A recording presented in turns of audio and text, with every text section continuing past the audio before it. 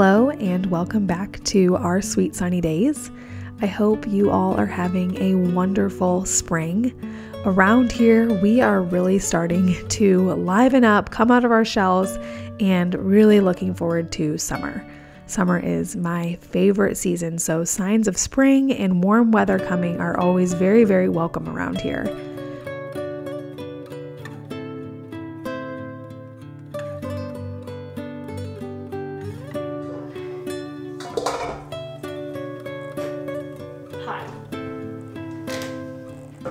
We have a lot going on inside and outside the house this week, but I wanted to first share with you what I have going in my kitchen. So I hard-boiled a dozen eggs so that we could have a batch of egg salad on hand. It's just always handy to have that kind of stuff on hand. I also wanted to point out a feature of my fridge. You guys know that I am obsessed with my fridge that I found at an estate sale. So in the freezer, my particular model does not have an automatic ice maker, though there was one made. You could upgrade to that where it would have that, but mine has these really, really handy ice cube tray pull-out section that makes it so easy to make ice. So I just find all the nifty features of this fridge so cool because they were really thinking back then whenever they made this. It was made in 1961, and the amount of features are just unlike any other fridges that I currently see. And so I'm really, really into it and like to show you guys all the features of my fridge, like the pull-out shelves that I'm using here.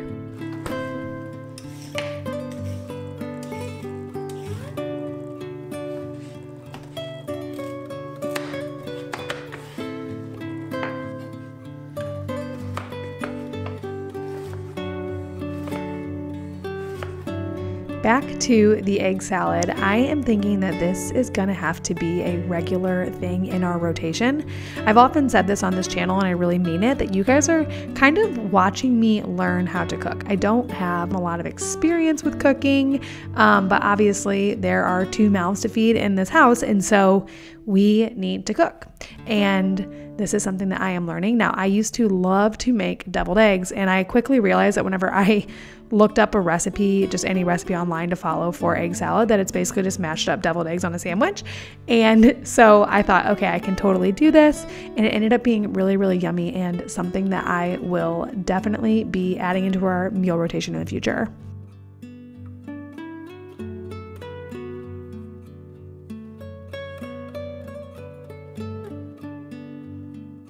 When I prepared it for lunch, I dressed it up a little bit by slicing some sourdough bread from a local baker that is really yummy. We got some lettuce from the farmer's market that was fresh grown, and we added pickled onions. So it ended up being a really, really good and almost gourmet tasting sandwich that we had.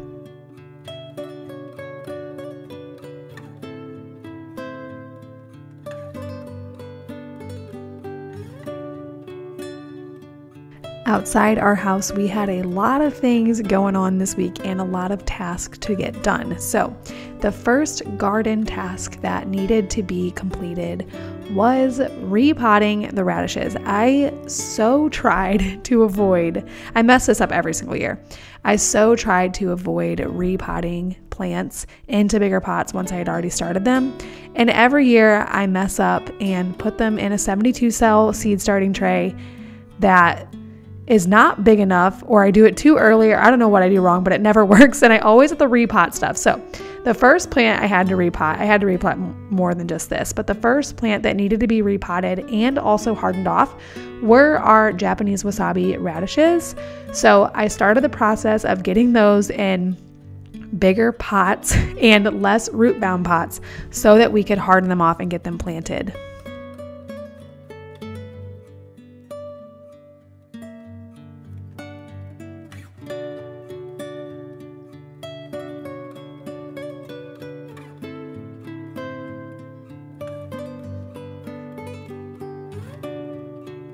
All the other seeds that I started were coming up and coming along quite nicely, even though the zinnias also needed to be repotted, and the peaches and blackberry trees were starting to wake up outside.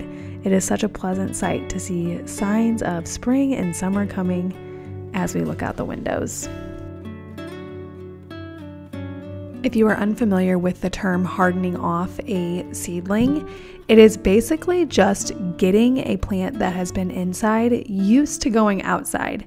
So my strategy is to just leave them out for an hour the first day, 2 hours the second, 4 hours the third, 8 hours on the fourth day, and then the fifth day I just leave them out all the time.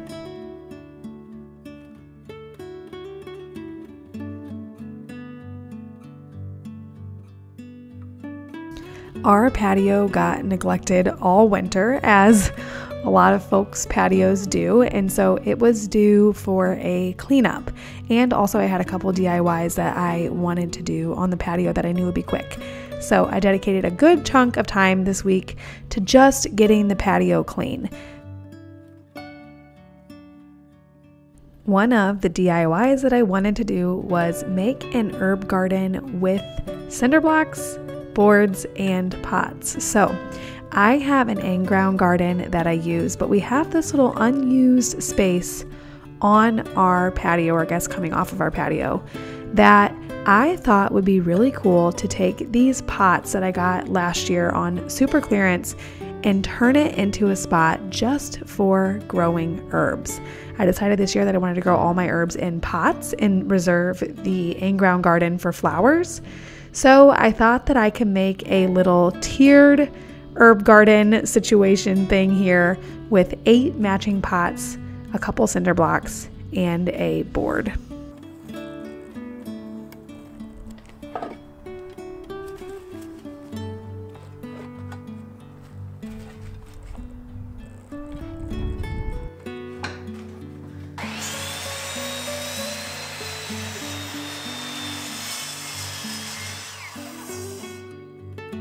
This setup obviously took very little effort and money, and I think it'll be a really, really cute and useful herb garden this summer.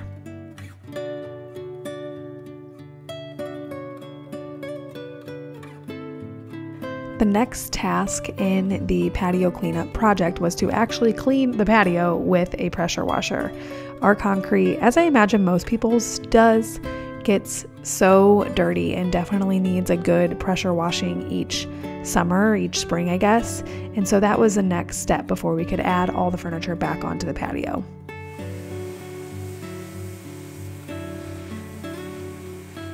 As you can see to the left, we had to do some serious yard work in our backyard, kind of leaving it looking a little bit messy. So it was really meaningful to me and my husband to kind of reclaim this patio space. We also rearranged it from last summer in a way that it just makes so much more sense. My husband and I went outside one day and looked at it long and hard and was like, wait a minute, we should make it look like this. And so I guess I say all of this to say that I really do think there's a lot of value in reassessing areas, making sure they're still functioning to their absolute top potential, and just making sure you are getting the most out of your space in your home rather than having to kind of work around it. Make sure that it is sort of working for you. So we reassess common areas of our home often, and it was meaningful to kind of reclaim this patio space. When I was planning out my herb garden, I originally thought that all of the pots would be up on cinder blocks, and then I decided that didn't really work. So that left me with a few extra cinder blocks and an extra board. And so I thought that I could make it into a little firewood holder so it wouldn't stay in the concrete. And I'm really excited about how that looks and turned out.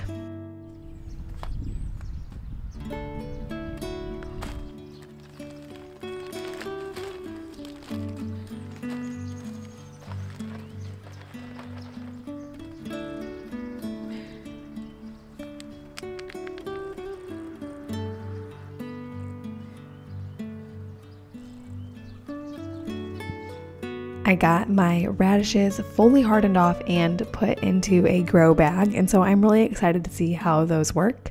The next gardening task I had to do this week was repot my zinnias. Like I said, I tried to avoid this, but they were totally root bound and looking really, really sad. So I just knew that it had to be done. And honestly, it doesn't take that long. I think I just hate that I don't do it from the very beginning or that I start seeds too early. So anyways, I went through and found the best ones. I kind of got rid of the ones that were just looking really sad, and they have been on the up and up ever since.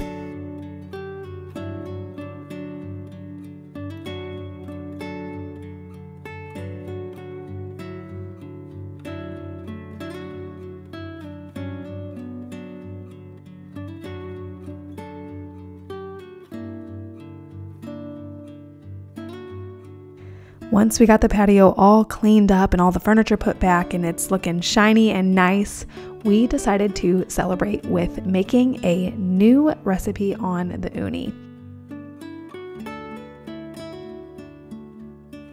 If you are new around here, we have an outdoor pizza oven that we just love to use. We actually have it instead of a grill because we both decided that that was more unique and more suited to our preferences. So this week, instead of making pizza on the uni, which we do almost every single week, we decided to make steak fajitas on the uni. We started by cutting up all the veggies and then tossing the meat in a taco mix or fajita mix that we just made out of chili powder and cumin and some other spices. And that's basically all you have to do before you take the meat and the veggies out to the uni to cook it. I also wanted to make some guacamole. You'll see me make a really large quantity here because we invited our in-laws over. Normally I would not make this much guacamole for just me and my husband. This is silly to admit, but last year I went through a guacamole kick like you've never seen before. I probably made guacamole every single day for 3 months straight. And that taught me that the key to guacamole is good, fresh ingredients. So I put my guacamole recipe up on the screen, but that is the key, all fresh ingredients.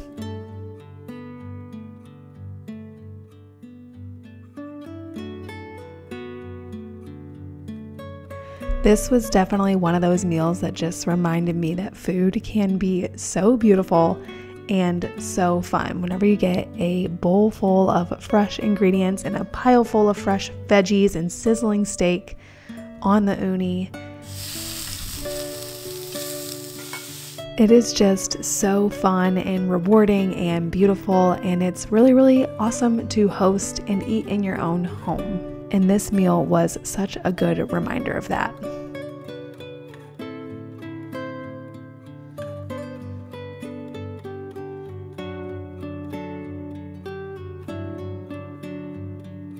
As summer approaches, we are getting ready to eat outside more, get our hands dirty, and really embrace the slow, long pace of the days.